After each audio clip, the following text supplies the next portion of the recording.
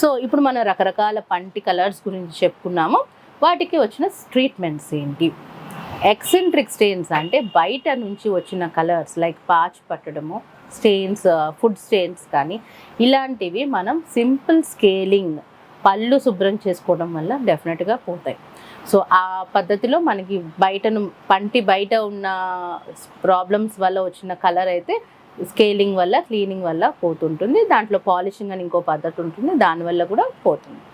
ఎప్పుడైతే intrinsic stains అంటే పంటి లోపల నుంచి వచ్చే కలర్స్ లైక్ ఫ్లోరోసిస్ కానీ, యాంటీబయాటిక్ యూసేజ్ వల్ల కానీ వచ్చిన స్టెయిన్స్ ఏవైతే ఉంటాయో వాటికి బ్లీచింగ్ అనే పద్ధతి ఉంటుంది. సో ఆ బ్లీచింగ్ అనే పద్ధతి ద్వారా మనం ఈ షేడ్స్ ఆఫ్ ద టీత్ మార్చుకోవచ్చు. అలాగే జెనెటిక్గా వచ్చిన కలర్, మనకి స్కిన్ కలర్ ఎలా అయితే జెనెటిక్గా వస్తుందో పళ్ళ కలర్ కూడా జెనెటిక్గా వస్తుంటుంది.